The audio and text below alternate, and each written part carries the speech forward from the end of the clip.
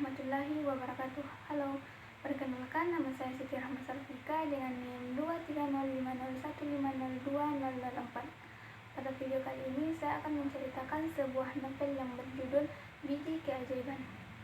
Di suatu desa yang marak akan penduduk, hiduplah sebuah keluarga yang sangat kaya raya. Kekayaan tersebut berasal dari usaha pabrik pembuatan kertas milik keluarga Pak Dharma secara turun-temurun. Keluarga tersebut sangat dihormati dan disegani karena kekayaan mereka. Di keluarga itu terdapat seorang ayah, seorang ibu, dan 3 orang anaknya. Ayah bernama Dharma, ibu bernama Rani, dan ketiga orang anaknya bernama Jaka, Raden, dan Cynthia. Ketiga anak Dharma sangatlah manja, karena sedari kecil mereka sudah hidup dengan harta kekayaan dari kedua orang tuanya. Apapun yang mereka inginkan selalu dituruti oleh kedua orang tuanya. Dan tanpa disadari, hal tersebut membuat ketiga anak Dharma menjadi semena-mena. Hingga mereka dewasa pun, sikap mereka tidak berubah. Jaka dan Raden kini telah tumbuh menjadi pemuda dewasa dan melanjutkan usaha pabrik pembuatan kertas milik keluarga mereka. Sedangkan Cynthia, adik perempuan mereka, kini telah menikah dan tinggal bersama suaminya. Semenjak usaha ini dijalankan oleh Jaka dan Raden, banyak dampak buruk yang ditimbulkan oleh mereka, baik untuk alam maupun orang sekitar. Mereka merusak alam dengan menebang pohon di hutan secara sembarangan, membuang limbah pabrik langsung ke sungai yang mengalir ke desa dan menyebabkan banyak polusi udara. Suatu hari, Jaka dan Raden pergi ke sebuah hutan untuk mencari pohon yang akan mereka tebang lagi, yang akan dijadikan bahan baku pabrik mereka. Tanpa mereka sadari, hutan yang mereka masuki ternyata hutan terlarang. Karena masuk terlalu jauh ke dalam hutan, mereka tidak dapat mencari jalan keluar untuk keluar dari hutan terlarang tersebut.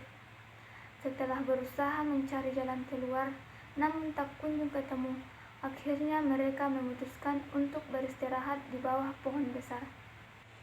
"Apa yang kalian lakukan di sini?"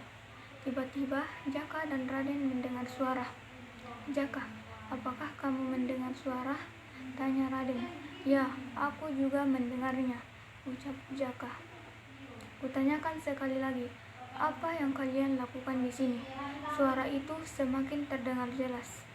Betapa kagetnya Jaka dan Raden ketika mereka mengetahui bahwa pohon yang mereka sandari ternyata bisa berbicara.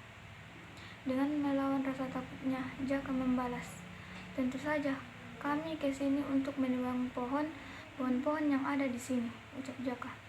"Ya, benar, pohon-pohon di sini amatlah besar, sayang jika tidak ditebang," ucap Raden. Pohon itu pun terlihat marah dan mendekapkan ranting-rantingnya ke kedua pemuda tersebut. Dan boom, tiba-tiba mereka telah berada di sebuah tempat yang tak asing bagi mereka. Pohon besar tadi pun telah menjelma menjadi seorang kakek tua yang membawa tongkat. Betapa kagetnya Jaka dan Raden melihat keadaan sebuah hutan yang telah rusak dan hewan-hewan yang telah kehilangan habitat. "Ya, benar, pohon-pohon di sini amatlah besar, sayang jika tidak ditebang," ucap Raden. Pohon itu pun terlihat sangat marah dan mendekapkan ranting-rantingnya ke kedua pemuda tersebut. Dan boom, tiba-tiba mereka telah berada di sebuah tempat yang tak asing bagi mereka. Pohon besar tadi pun menjelma menjadi seorang kakek tua yang membawa tongkat. Betapa kagetnya Jaka dan Raden melihat keadaan sebuah hutan yang telah rusak dan hewan-hewan yang telah kehilangan habitat mereka. "Lihatlah ulah kalian. Apakah kalian sadar apa yang telah kalian lakukan?" ucap kakek. Raden dan Jaka hanya tertunduk mendengar perkataan kakek. Lalu kakek menghentakkan tongkatnya kembali ke tanah. Dan boom, mereka tiba-tiba telah berada di desa mereka. Betapa terkejutnya mereka. "Lihatlah ulah kalian. Apakah kalian sadar atas apa yang kalian telah lakukan?" ucap kakek. Raden dan Jaka hanya tertunduk mendengar perkataan kakek. Lalu kakek kembali menghentakkan tongkatnya dan boom, mereka tiba-tiba berada di desa mereka. Betapa terkejutnya mereka melihat kondisi desa mereka yang sekarang.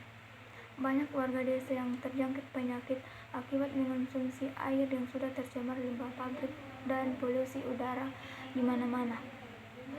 Lihatlah ulah kalian, Jaka dan Raden, ucap kakek.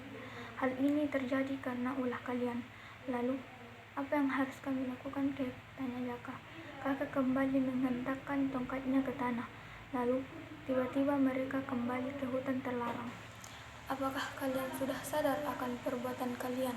Tanya kakek. Maafkan kami, Kek. Kami mengaku salah, jawab Jaka dan Raden serentak. Baguslah jika kalian sudah sadar. Kakek lalu memberikan sekantong biji kepada Jaka dan Raden. Tanamlah biji pohon itu dan rawatlah dengan baik. Perbaiki kesalahan yang telah kalian lakukan. Ingat, biji ini hanya bisa tumbuh jika diperlakukan dengan baik dan cinta, ucap kakek. Baik, Kek, ucap Jaka dan Raden serentak. Akhirnya mereka kembali ke desa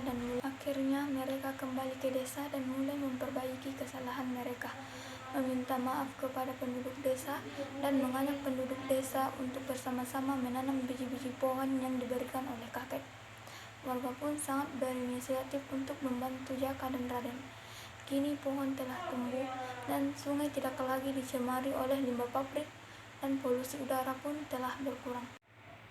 Sekian dan terima kasih. Assalamualaikum warahmatullahi wabarakatuh.